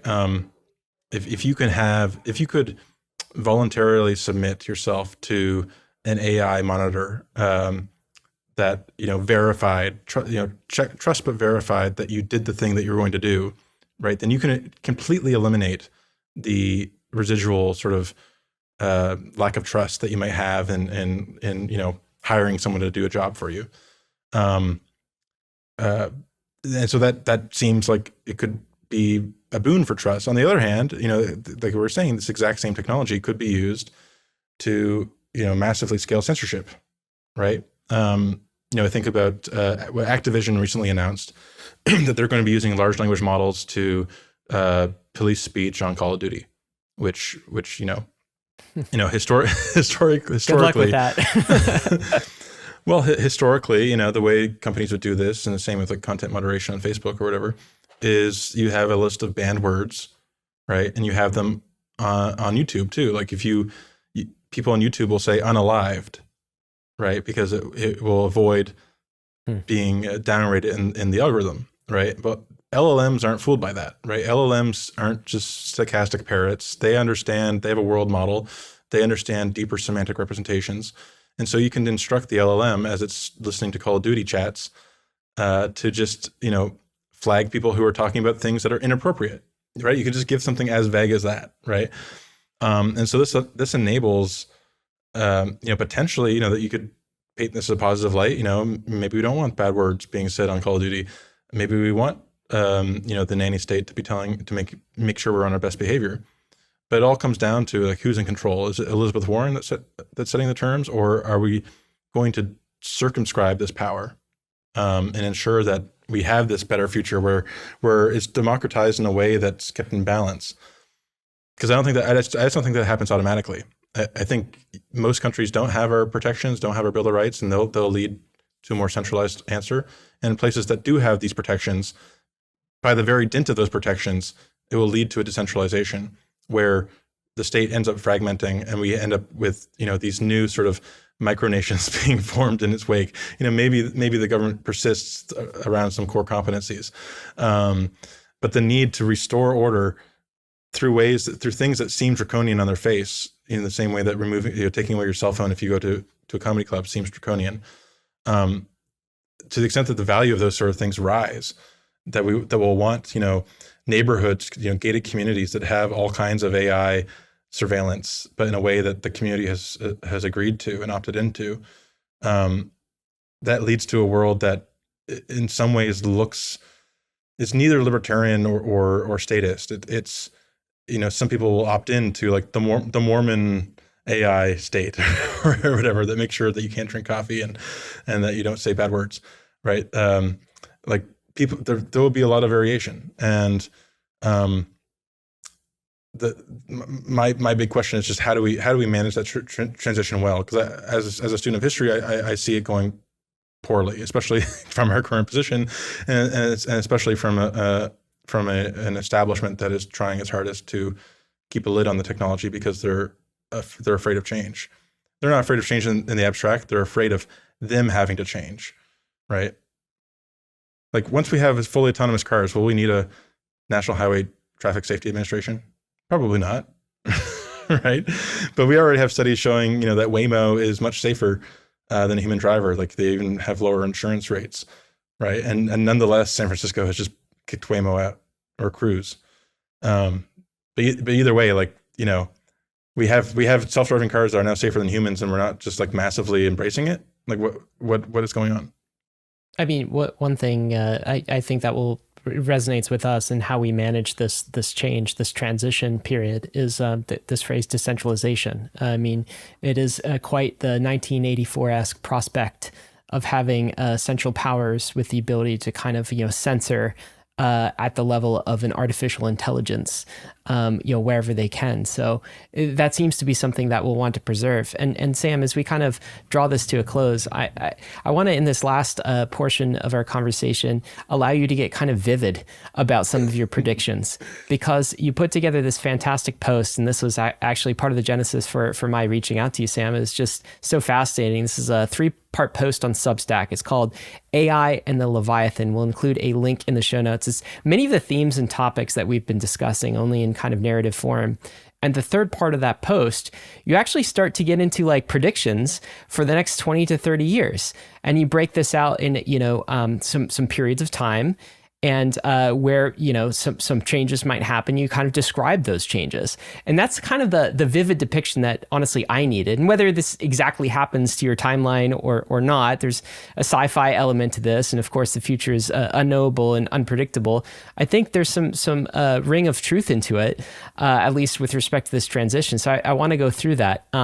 So you start this third part of your article, and you say, my null hypothesis is that the democratization of powerful AI capabilities will be at least as destabilizing as the printing press. Then you start this chronology of 2024, which is next year, all the way to the 2040s. I want to go through some of these time periods and allow you to kind of like tell us what you think could happen. But before we do this, frame this up for us. How much of this is like Sam Hammond, ham and cheese, sci-fi versus what you actually think will happen? Like I say, it's my default path. So, in the specifics, the exact timing, but in broad strokes, I think this is what happens by default. I sort of frame it as we're sort of on this knife edge between sort of Chinese panopticon on one side, or like snow crashian anarchy on the other, where, what real anarchy looks like is not just everyone living peacefully in freedom, but like an archipelago of gated communities that are like restoring order locally. Well, that's kind of zipping to the end. So let me go through these and draw out some of the keywords that I found allow you to reflect. So 2024 to 2027, okay? That's next year and up to 2027. Vast majority of our content goes synthetic. So the internet becomes AI generated. Is that the idea? Something that we could see in the next 3 to 5 years here? Yeah. So in general, I have very short timelines to AGI relative to, I think, the person on the street. Probably not relative to people who follow this, but in the next couple of years, really starting this year and next year, AI is going to be hitting enterprise in a big way, right? I think we're going to see a downsizing wave that rivals the late 90s, probably much bigger. What do you mean by downsizing? Downsizing, like job losses ramp up? Is that the sort of thing? You call this event in the late 2020s the Great Repricing? What is that? Yeah, like the great asset repricing. I've been wondering. We have these amazing image generators, for example. Why is Shutterstock still $50 stock? You can make an argument that they have access to all this data, all these images that they have the copyright to, so they can train a better model. It's like, well, maybe it seems like that's cannibalizing their own business. You would think that the stock would plummet. And so the only thing I can conclude is that markets are a little bit myopic, especially like the dominance of institutional investors. Like they don't really, the AGI being near has clearly not hit asset prices. But when it does, I think there's sort of multiple equilibria. Some stocks go to zero, some stocks go to the moon. And that's going to be a very disruptive event. So there's that component to it. Then I also talk about like you prefaced the rise of sort of synthetic content in the internet. I think this is also sort of a Neil Stephenson sort of idea, just the idea that the internet can become sort of flooded with and become a miasma where we don't even know what's going on. I think we already see what hints of what that looks like.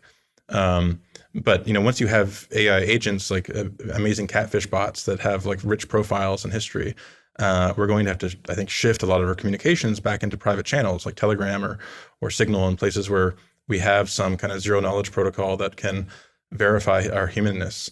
And there's going to, and that requires sort of like closing the API in some sense, because we can no longer trust that being able to generate text that passes the Turing test is proof that you're human. And by the way, those AI catfish bots, they're coming for your cryptocurrency, guys. Like, let me tell you, okay, they're going to be hitting you up for that. So we get to the late 2020s, and you've got AGI is indistinguishable from humans for most work activities. The great repricing, which we talked about. New data centers can't be built fast enough. Congress in panic. And then we get to kind of the mid 2030s. And you talk about the New Deal beginning to crack. This is FDR's New Deal, I believe, which is sort of the patchwork system applied to Western liberal democracies, including the U.S., to sort of patch up the flaws of the Industrial Revolution. And that whole entire system starts to crack by the mid 2030s, you say. There's also, on the good side, an explosion in life-saving drugs. But on maybe the bad side for the government, tax revenues drop, income shifts to capital from labor. That could cause some destabilization. I would imagine private regulation starts to emerge. So tell us about the mid 2030s. What's happening there? Yeah, just to set this up, I have another post called "Why AGI is Closer Than You Think," where I walk through some of the neuroscience and sort of theoretical deep learning behind why we should have forecasts of AGI being pretty close. And one of the core ideas is that one way you can get to AGI is just by brute forcing a human emulator by taking human generated data. And once you have a certain scale of compute and you extrapolate the scaling laws, it just becomes it gives you an upper bound on when we should expect sort of ideal human emulators to emerge. And there's a group called Epoch AI. They have a model called the direct approach that sort of puts all these variables in. And the modal estimate is around 2028, 2029. So that's when, in principle, we should be able to essentially emulate any human task on a human level performance and beyond. And so what that looks like in the immediate term, well, it looks like, first of all, massive labor market dislocation.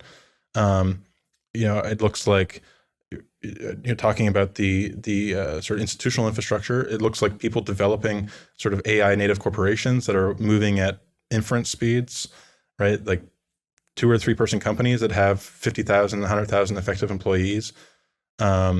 Like this ends up becoming a throughput issue for legacy institutions. Our court systems, for example, are already inundated. They're already overwhelmed. Most things that go to court settle. Most criminals plea. Then there's this long, extensive margin of court cases that never get brought because people don't have the money to pay for the expenses. But once everyone has an expert AI litigator in their pocket, that changes. And so the courts, if they don't adopt technology, which I don't expect them to, they'll basically fail. They'll have sort of a denial of service attack, and you can sort of see similar sort of DDoS style attacks across all our institutions. And so what happens in the court case? If the courts are overwhelmed, we go to a private arbitrator, or maybe people sell the ideal AI judge that always renders a neutral decision in sort of a provably audible way, right? And then we start to shift legal proceedings into a parallel system. Then you start to see the same thing happening in medicine. If FDA took a freaking vacation for Thanksgiving and before approving the second booster, they're not exactly in a rush. And in a typical year, the FDA approves something like 50 new molecules for drug discovery. And if that becomes 50,000, they're just not going to handle that throughput. And this repeats down the line. I talk about in the piece the rise of these large partnerships, multi-tiered partnerships. So beginning with in the early 2000s, they represented maybe 1% of all partnerships. And now they're over 30% of all partnerships. And the thing about these partnerships is they may be only like 5 people, but they have like 20 plus tiers. 20 is like the lower bound, often up to 100 tiers. And the network diagram of these companies is incredibly complicated. Like no one can understand what they are. And the reason they exist is because the internet made it easier to build these kind of limited partnerships. And they're incredibly useful if you're trying to hide money from the IRS, because every node in that network is something the IRS in principle is able to audit. And so if the IRS is lagging behind in their adoption of AI, then they just get overwhelmed as well, because we all have the AI CPA in our pocket who's able to shelter our income and complexify our liability. So just like multiply this across everything everywhere all at once, you start to see why things could start to crack. So finishing this off, and we get to kind of the late 2030s and then the 2040s, because some of this, I guess, the government services have been kind of decoupled, tax revenues dropping, the federal government is starting to crack.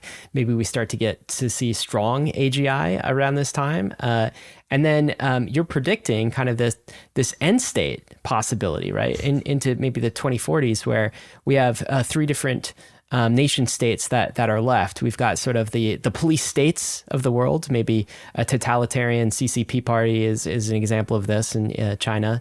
Then you've got the failed states. I mean, pick your favorite failed state. I think we were picking on Afghanistan earlier in the show. So you got failed states.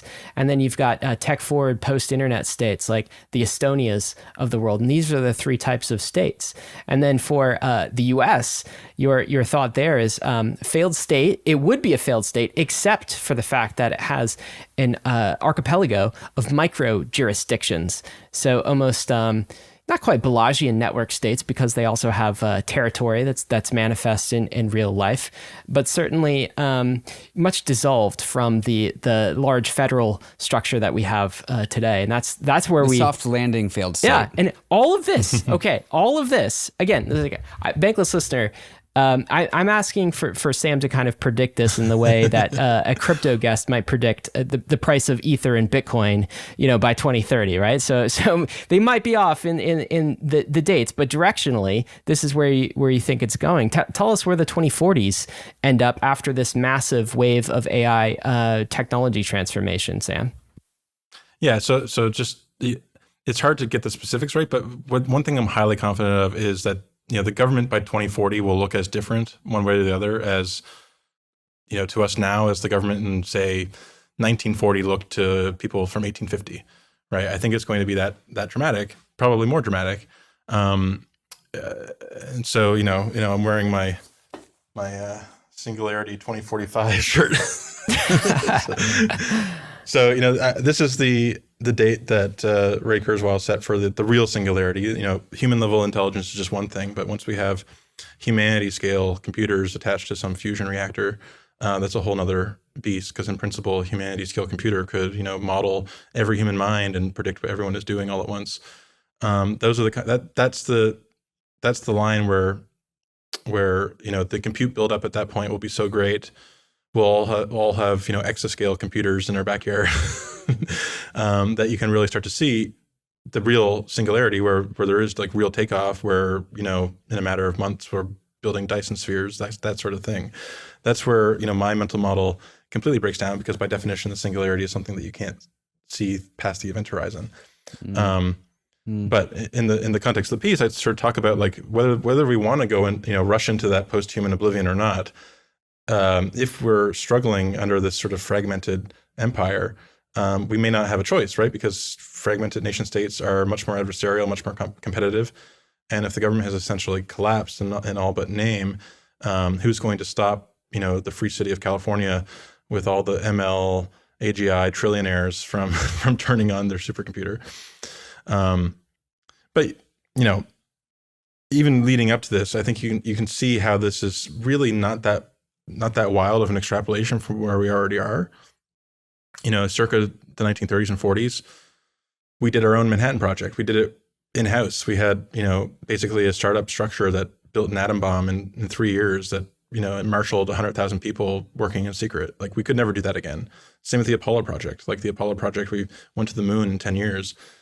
These days, if we want to do an Apollo project, we contract SpaceX, right? And so our government, because of the broader decline in state capacity, is already trending towards being just a glorified nexus of competitive contracts. So if all the government is at this point is sort of just a bunch of vendors that are and sort of a payment processor in the middle, you start to see how amid broad system failure, you can just remove that payment processor and all the core institutions still exist, but like you said, they're now decoupled. Ryan brought up an early theme in the very beginning of this episode. It was technology and freedom.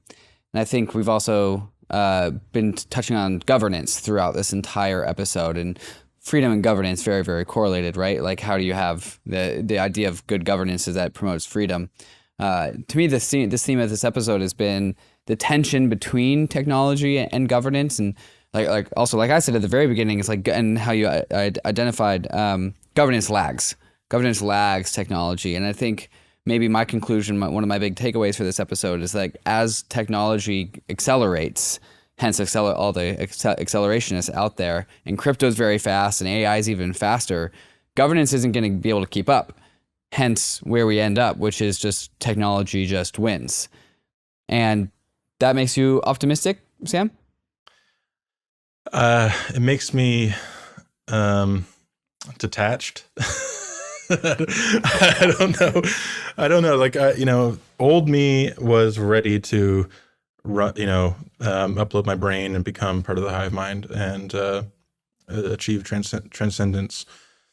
Nowadays, I am much more ambivalent. Like, I think the world over the next 15 years is going to be a renaissance in many ways.